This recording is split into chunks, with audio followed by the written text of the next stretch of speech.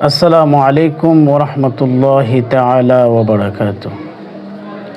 সম্মানিত প্রিয় দর্শক, আপনাদের মাঝে আরেকটি ভিডিও নিয়ে হাজির হয়ে গেলাম।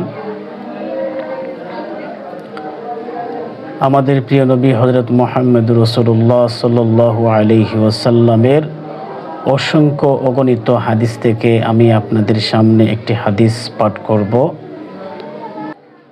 عن أنس بن مالك رضي الله تعالى عنه عن النبي صلى الله عليه وسلم قال أول ما يحاسب به العبد الصلاة فإن صلحت صلح سائر أعماله وإن فسدت فسد سائر أعماله। এই ছোট্ট একটি হাদিস আমাদের জন্য অত্যন্ত গুরুত্বপূর্ণ একটি হাদিস।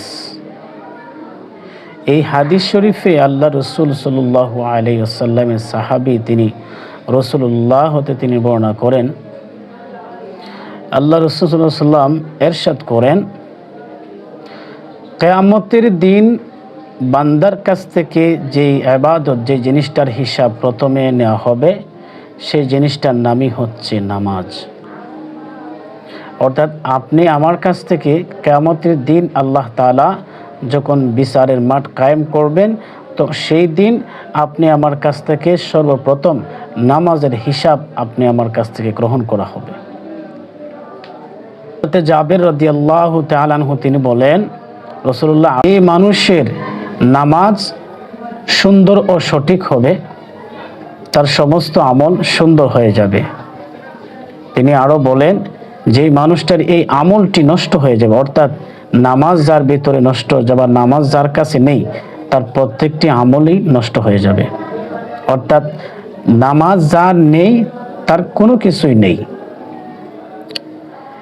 এই হাদিসটি যদিও অনেক ছোট, কিন্তু তার তাৎপর্য গুরুত্বপূর্ণ, আমাদের জন্য অত্যন্ত কার্যকরী। কারণ আমরা ইদানিং দেখতে পাই যেই জিনিসটা আল্লাহ তাআলা ফরজ করে দিয়েছেন, আমাদের জন্য বাধ্যতামূলক আদায় করার জন্য আদেশ নির্দেশ করেছেন, আমরা ম্যাক্সিমাম মুসলমান যারা আছি আমরা কিন্তু সেই দিকে আমাদের একটুও মন দাবেনি।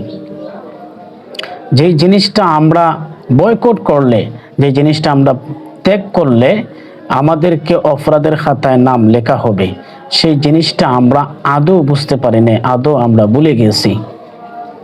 কিন্তু দেখবেন আমাদের সমাজের ভেতরে অসংখ্য অগণিত মানুষ আছে যাদের ফরজ তো নাই, আল্লাহর যে বিধানগুলো আছে সমস্ত তার ভেতরে নাই, কিন্তু সামান্য জিনিস অর্থাৎ নফল, যেটা আপনি আমি যদি অনেক সময় যদি সেটার দায়িত্ব পালন নাও করি, তাহলে আল্লাহর কাছে আমরা গুনাহগারের কাঠগড়ায় আমাদের নাম উঠবে না। কিন্তু কিছুগুলা ম্যাক্সিমাম মানুষগুলা নফল কিংবা ছোটখাটো বিষয় তারা বড় আকারে তারা আয়োজন করতে বাধ্য হয়। কিন্তু মহান আল্লাহ তাআলার যে 5 ওয়াক্ত বিধান, টাইম টু টাইম নামাজ আদায় করার আমাদেরকে আবশ্যক বা ফরজ করে দিয়েছেন, সেই বিষয়ে ম্যাক্সিমাম মুসলমান বেখবর, তাদের কোনো খবরই নেই। অসংখ্য অগণিত মানুষ দেখবেন মসজিদের আশেপাশে তারা গল্পগুজব করে, অথচ আল্লাহর যে বিধান নামাজ আমাদের প্রতি ফরজ, এই বিধান রেখে সে বিভিন্ন গল্পগুজবে সে লিপ্ত থাকে, অসংখ্য মানুষ। কিন্তু আপনি আমি চিন্তা করার প্রয়োজন ছিল, যেই হিসাবটা কিয়ামতের ময়দানে কেউ কাউকে শাফাআত, কেউ কাউকে সাহায্য করতে পারবে না শুধুমাত্র আল্লাহ এবং তার রাসূল ছাড়া।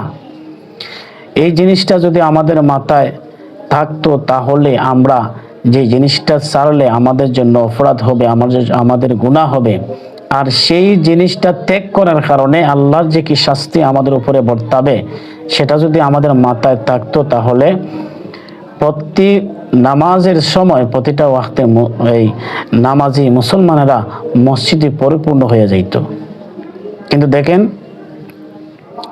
আপনি দেখেন যেই নামাজটা আপনি আমার জন্য ফরজ, সেই নামাজের মধ্যে অসংখ্য মানুষ নামাজ থেকে বিরত, ম্যাক্সিমাম সামান্য কিছু মানুষ কিন্তু মসজিদে উপস্থিত হয়।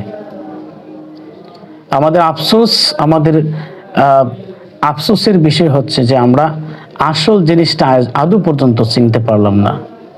যে জিনিসটা আমরা করলে আল্লাহর শাস্তি, আল্লাহর পাকড়াও থেকে আমরা মুক্ত পেয়ে যাব, সেই জিনিসটা আজকে আমরা ছেড়ে দিয়েছি। আর যেইটা পালন করলে আসলে আল্লাহর কাছে কোনো শাস্তির যোগ্য নয়, সেই জিনিসটা আমরা আঁকড়ে ধরেছি। এই জন্য রাসূলুল্লাহ সাল্লাল্লাহু আলাইহি ওয়াসাল্লাম বলেন, যার কাছে কোনো নামাজ নেই, তার কোনো কিছুই নেই।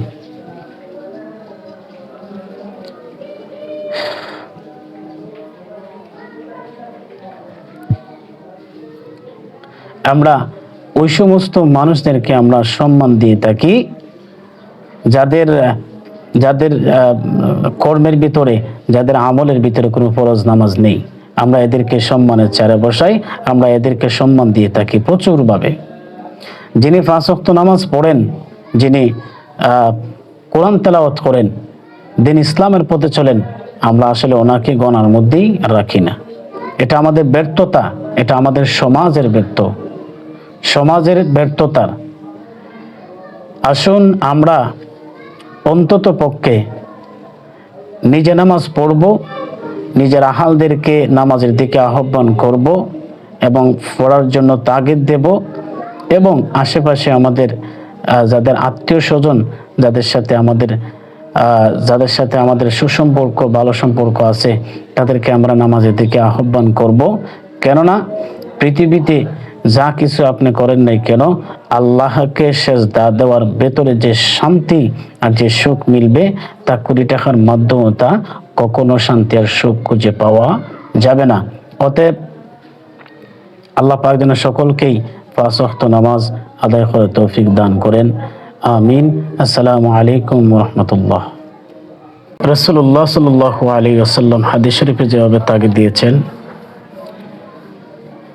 আল্লাহ তাআলা কুরআনুল কারীমের অসংখ্য জায়গার মধ্যে, অসংখ্য আয়াতের মধ্যে আল্লাহ তাআলা নামাজ কায়েম করার জন্য আমাদেরকে আদেশ করেছেন। আল্লাহ তাআলা বলেন, ওয়া আকিমুস সালাতা ওয়া আতুজ যাকাতা ওয়ারকাউ মা'আর রাকিঈন। তোমরা নামাজ কায়েম করো, যাকাত দাও এবং রুকুকারীর সাথে তোমরা রুকু করো। আল্লাহ তাআলা বলেন, ওয়াস্তাঈনু বিস-সাবরি ওয়াস-সালাহ ওয়া ইন্নাহা লাকাবীরাতুন ইল্লা আলাল খাশিঈন। আল্লাহ তাআলা এখানেও ধৈর্য সহকারে নামাজের ভিতরে সাহায্য চাওয়ার জন্য আল্লাহর কাছে আল্লাহ তাআলা বলেছেন। আল্লাহ তাআলা বলেন, ওয়াস্তাঈনু বিস-সাবরি ওয়াস-সালাহ ইন্নাল্লাহা মা'আস সাবিরিন। নামাজের মাধ্যমে তোমরা ধৈর্যদান ধরো, ধৈর্যের সহিত তোমরা নামাজ আদায় করো। তারপরে আল্লাহ তাআলা সূরা আনআমের মধ্যে বলেন, আল্লাহ তাআলা বলেন, কুল ইন্না সালাতি ওয়া নুসুকি ওয়া মাহইয়ায়া ওয়া মামাতি লিল্লাহি রাব্বিল আলামিন। এখানেও আল্লাহ তাআলা নামাজ কায়েম করার বিষয়ে আমাদেরকে আদেশ করেছেন।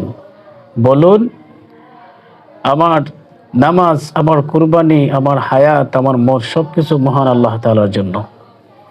তাহলে আমরা নামাজ অত্যন্ত গুরুত্ব সহকারে আদায় করতে হবে। আল্লাহ তাআলা সূরা আনকাবুতের মধ্যে আল্লাহ তাআলা বলেন, উতলু মা উহিয়া ইলাইকা মিনাল কিতাবি ওয়া আকিমিস সালাহ ইন্নাস সালাতা তানহা আনিল ফাহশাই ওয়াল মুনকার ওয়ালা যিকরুল্লাহি আকবার ওয়াল্লাহু ইয়ালামু মা তাসনাউন। আল্লাহ তাআলা এখানে তোমাদের প্রতি কিতাবের ওহী নাজিল হয়েছে, তোমরা নামাজ কায়েম করো, নিশ্চয়ই নামাজ তোমাদেরকে মন্দ ও অশ্লীল কাজ থেকে বিরত রাখবে। ওয়ালা যিকরুল্লাহি আকবার, আর আল্লাহর জিকির হচ্ছে সর্বশ্রেষ্ঠ জিকির, তার চাইতে বড় আর জিকির আল্লাহকে সেজদা দেওয়া, আল্লাহকে মানা, আল্লাহকে স্মরণ করার চাইতে শ্রেষ্ঠ কোনো জিকির আর পৃথিবীতে নেই। এই জন্য আমরা সবসময় আল্লাহ তাআলার যে বিধানগুলো আছে নামাজের বেশি আমাদের যত্নবান হতে হবে।